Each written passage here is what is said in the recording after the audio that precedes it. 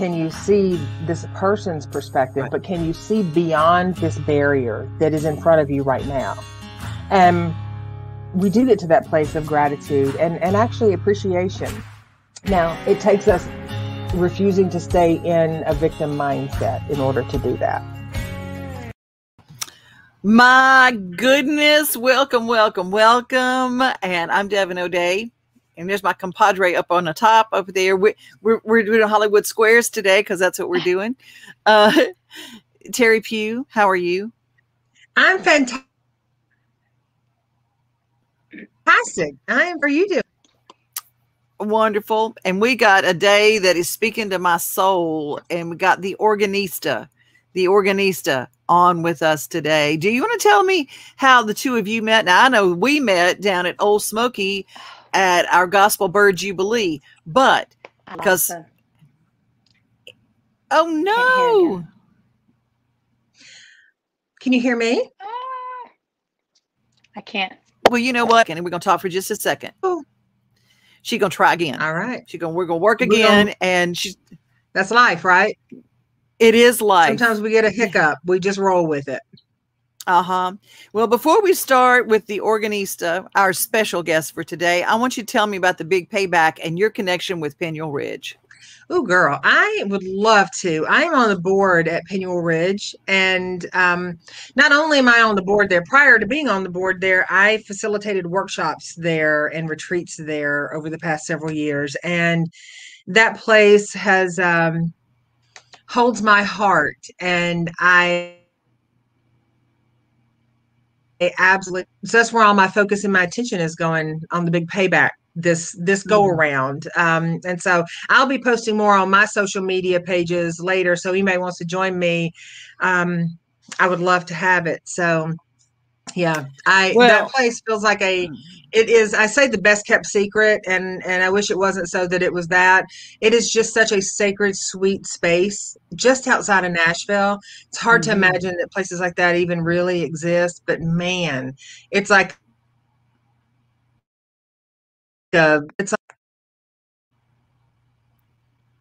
we're going to take a little tour.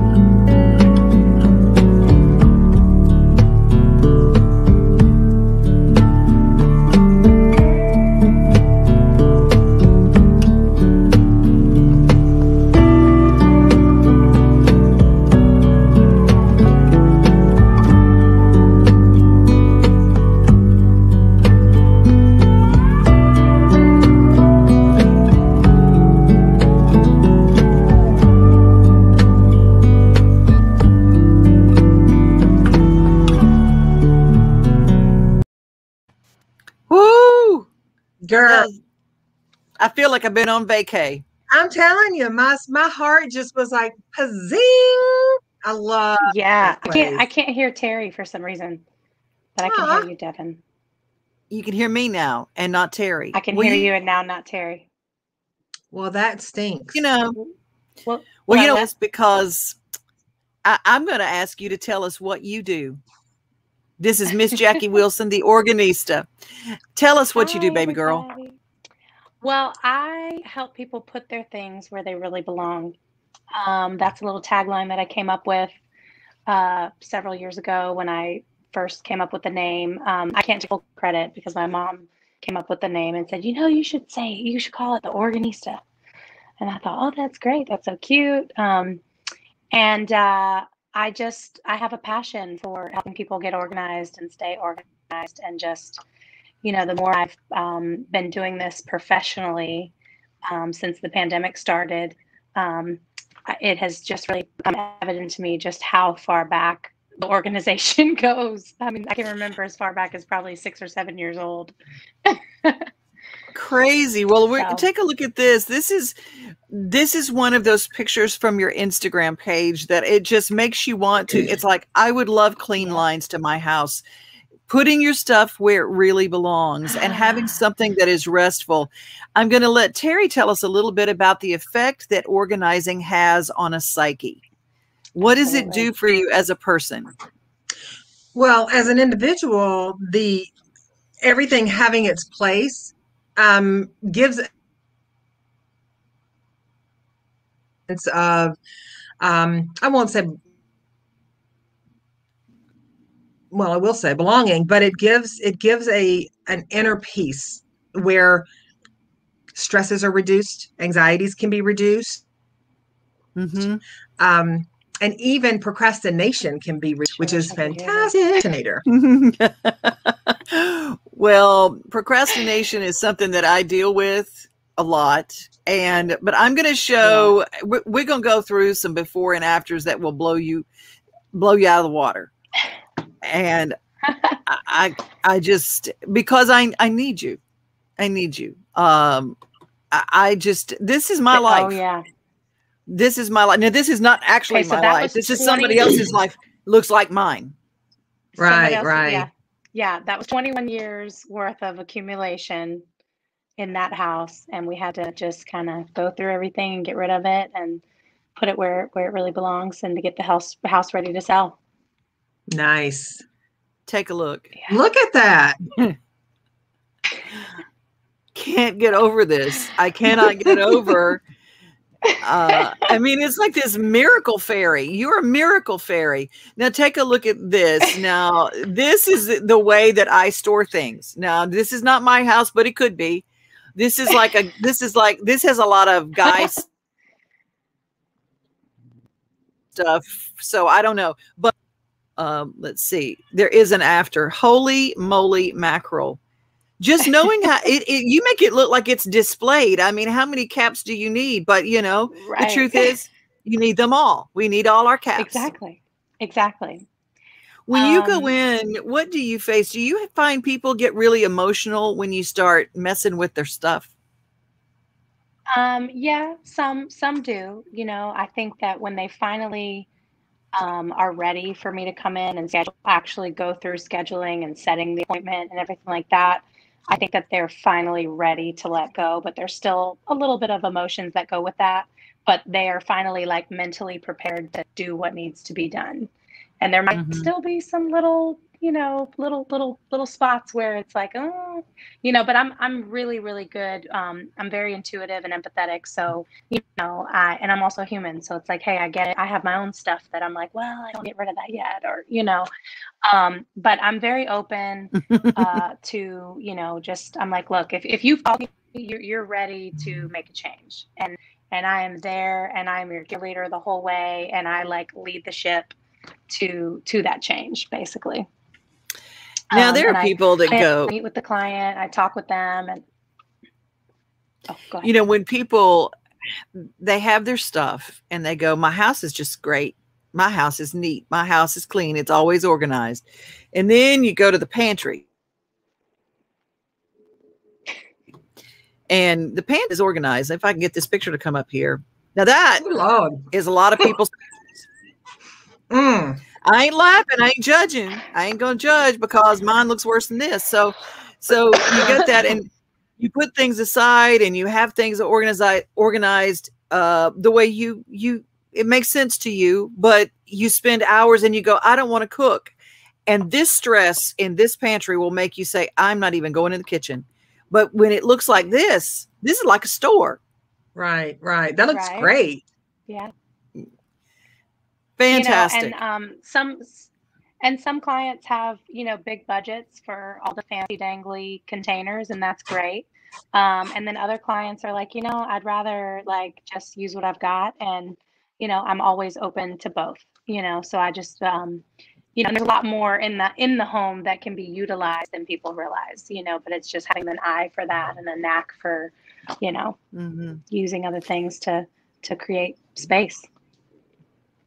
You know, Teri, you're a very organized person. Now, do you, how do you keep very clean lines, and you're a gifter. You give things away. Now, Teri, tell me about how you cull things out. Well, I mean, I actually, as woo-woo as it sounds, I actually talk to my stuff. So like if I pick up something and it really doesn't speak to me anymore, or I haven't used it in a while, then I'll just rehome it. And I rather than, you know, the thrift stores are my last option. I love to take stuff to my office, and every few months or so, clients will come in and there's just this bin of stuff. And I'm just like, take what you want. And folks will find things that resonate with them. And I'm so happy that I might not be using it, but someone else can find a good use for it. And I know Jackie can't hear me right now, but one thing I want you to ask her is to speak a little bit about the importance of when you hire her to organize, not having the expectation that she'll go in and just get rid of your stuff for you. Like the client actually has to play a role in the declutter phase. Yeah, this, Jackie, I wanted to ask you that people are terrified of you throwing away something without their permission. They don't want to hire an organizer because they go, it'll look good, but then where's my stuff? And then there's also that added thing. And Suzanne writes in to say it's very hard to let go. About embarrassment. I would be embarrassed for my closet and attic to gone through. Right. Unfortunately, I can't hear Teri, but we've talked already a little bit, so I kind of know where her mind is with all this stuff.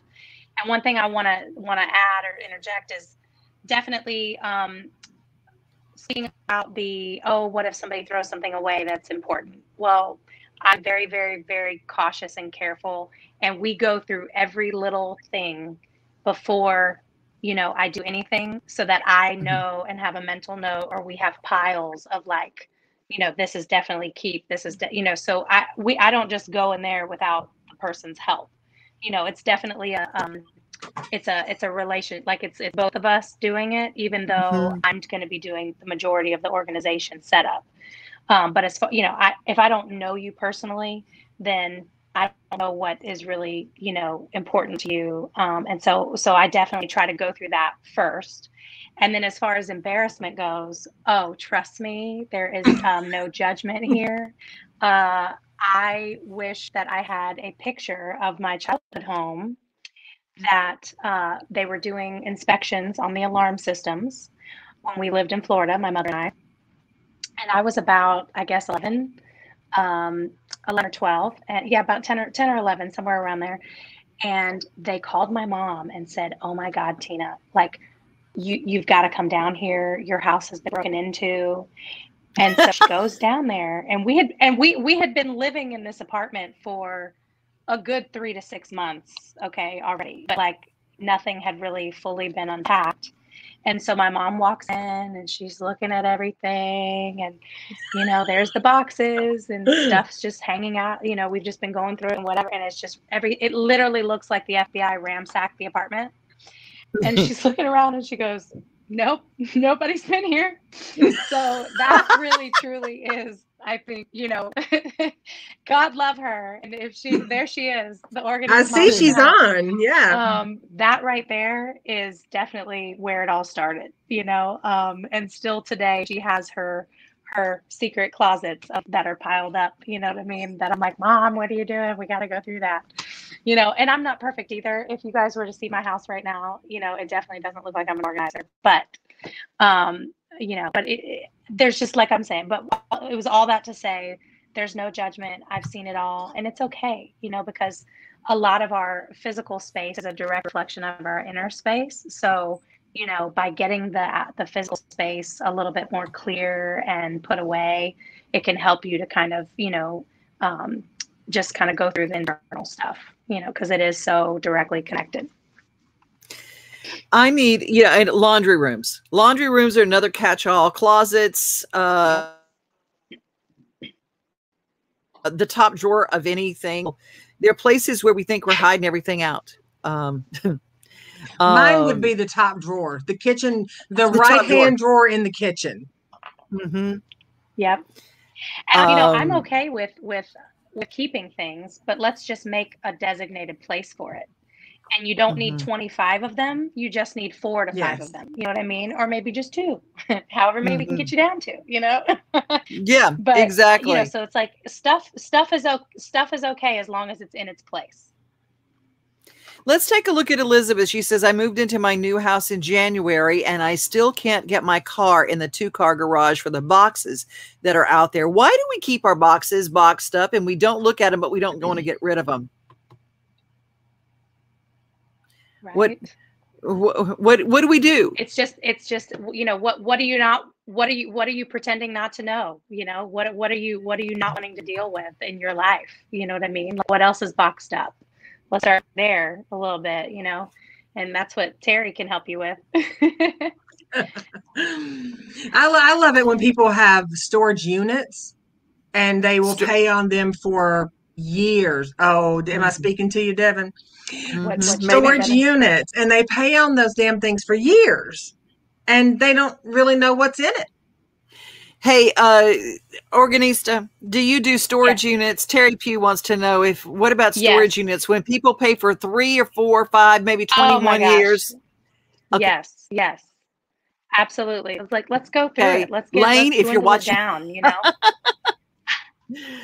We all laugh. We've got our issues with stuff, and it does represent a lot. And for me, I kept, okay, now let's get down to the nitty gritty. I kept a lot of my father's things when he passed away. My mother sent me all of them. And I mean, my dad and I don't have the same build. I mean, his legs were short. My legs are long. I mean, I'm not going to wear his pants. I'm not going to wear, but I couldn't and we're talking a clothes horse. And so I had probably 50 boxes of my dad's clothing and I couldn't get rid of it. And one day it just started blessing people with it. And I thought, wow, these are men that are able to wear my dad's beautiful clothes to work now, like he loved to do. That's awesome. That's awesome. I love that. Oh, Ken has I love it. Okay, we were talking to you, Ken. Oh, Ken. Yes. Okay, you can really tapes. You can answer this too, because you're a musician and you're a songwriter. What do you do with those old work tapes and stuff? Because you don't want them to go away. How do you organize that, and what do you do with them? Well, definitely, you know, hard drives become a thing, and those start to stack up. But any of the old cassette tapes and stuff, I've definitely transferred everything to digital, so that way I can store it that way. And it's part of the game. It's part of being a musician. So as long as you're creating, you're going to have that. But having it organized digitally in the folders and with the co-writers and things like that is kind of how I try to keep track of all that and keep that as organized as it would be if it was physical. Nice. You have a question. Mom is weighing in.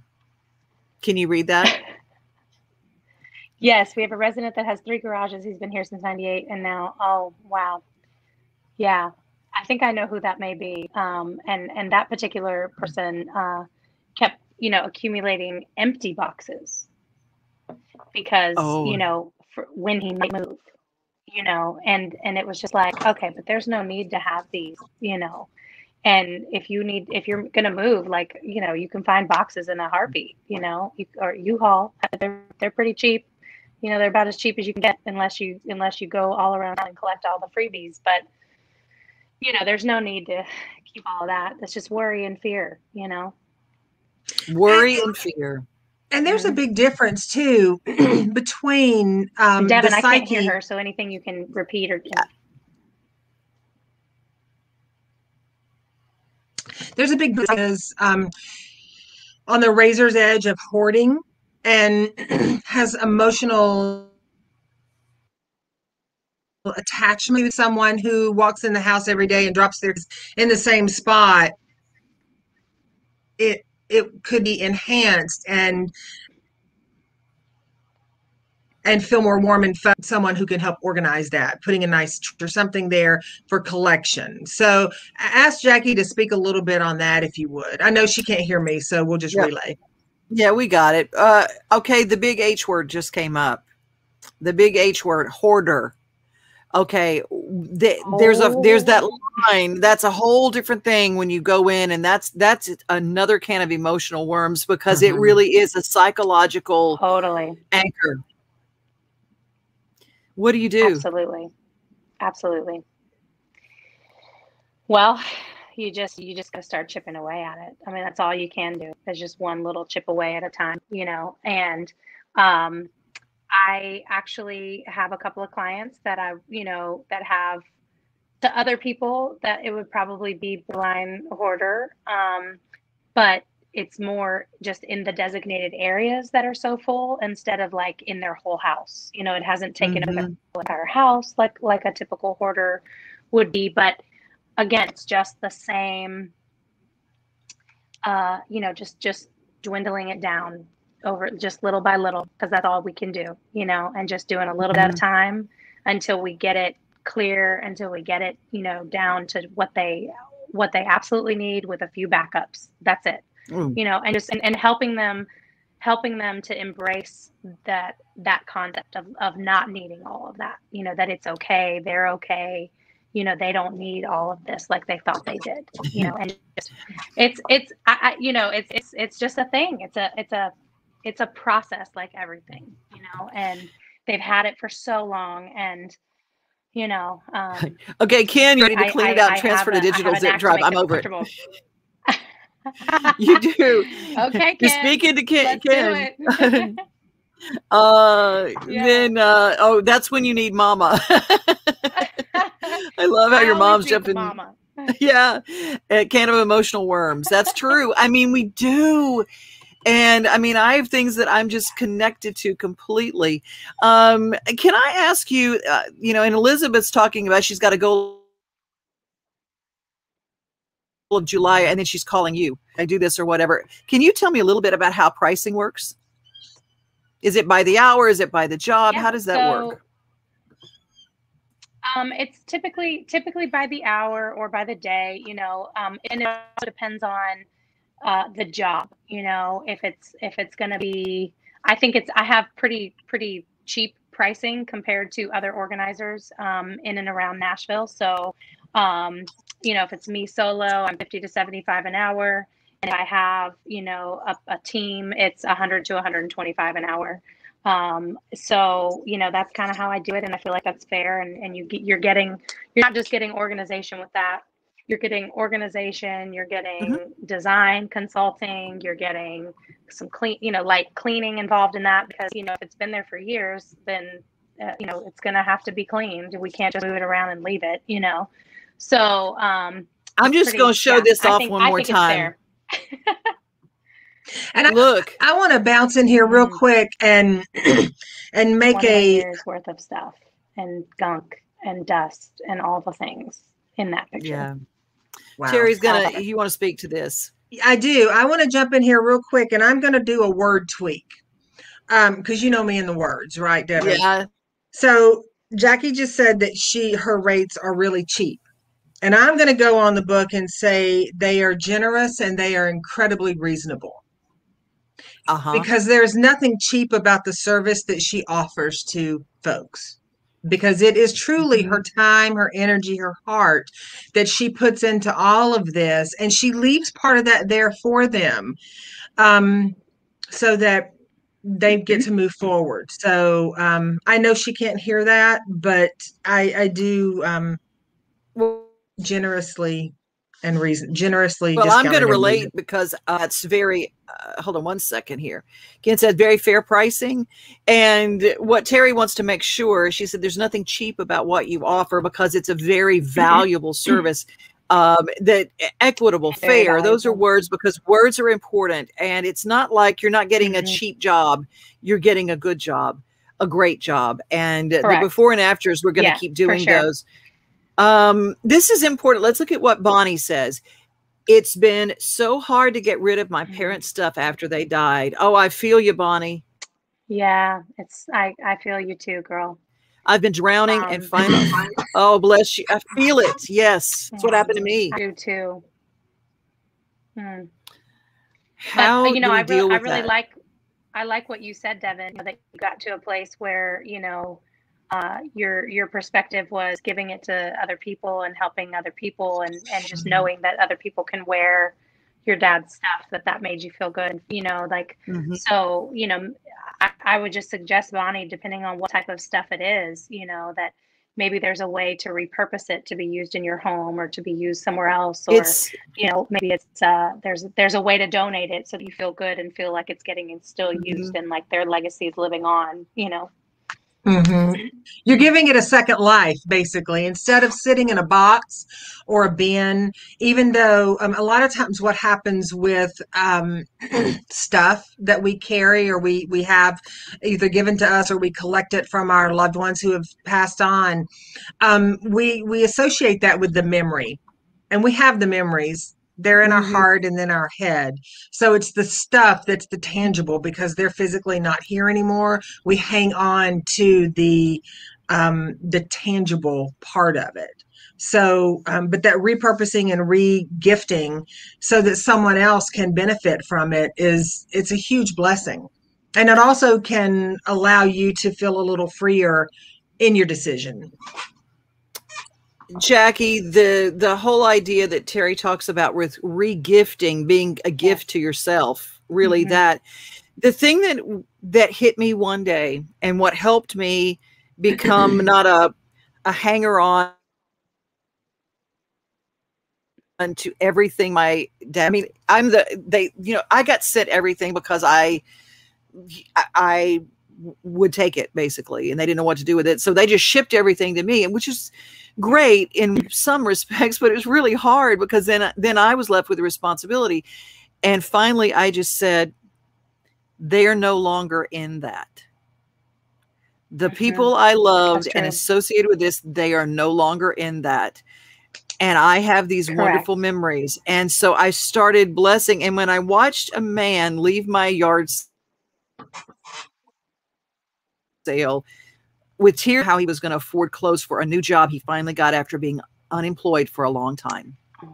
And he said, these are so nice. They're like, they've never been worn. And but my dad was a clothes horse. And watching him walk away so excited about these breeches that were exactly his size.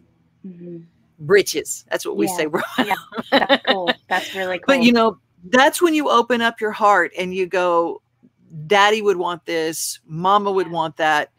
Oh, Ken and I wrote a song with his lovely daughter. They don't live there anymore. Exactly. And you guys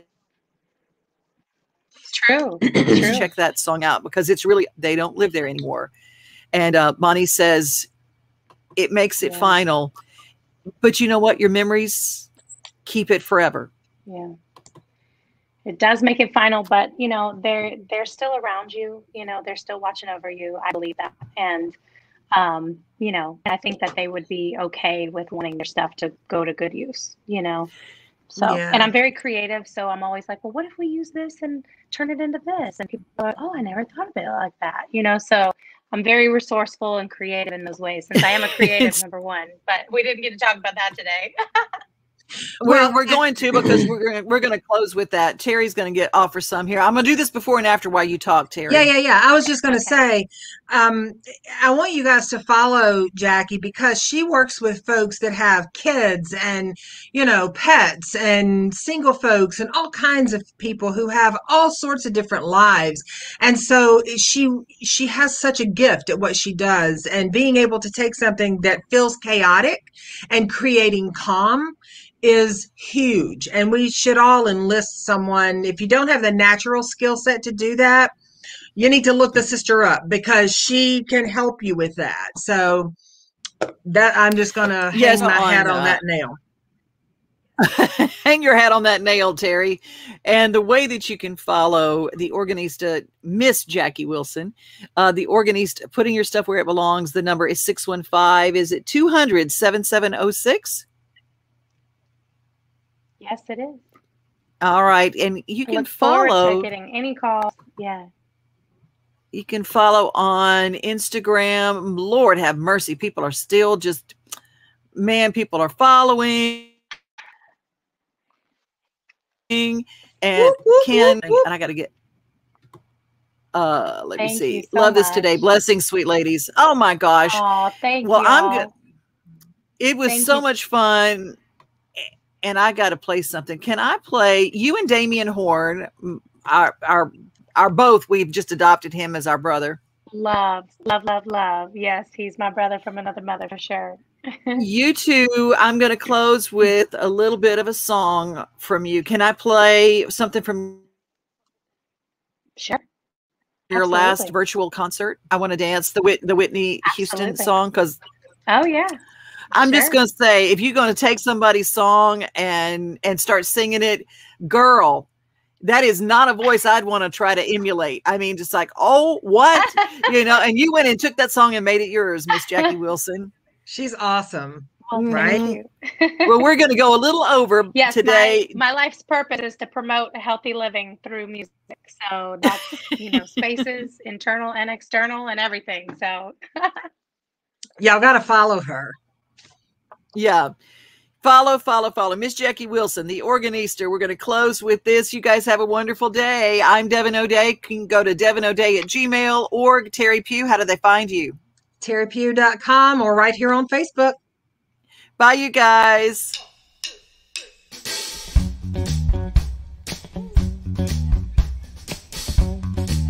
We got any Whitney Houston fans out there? That's right, I know we do. Well, if you know it, you better sing along.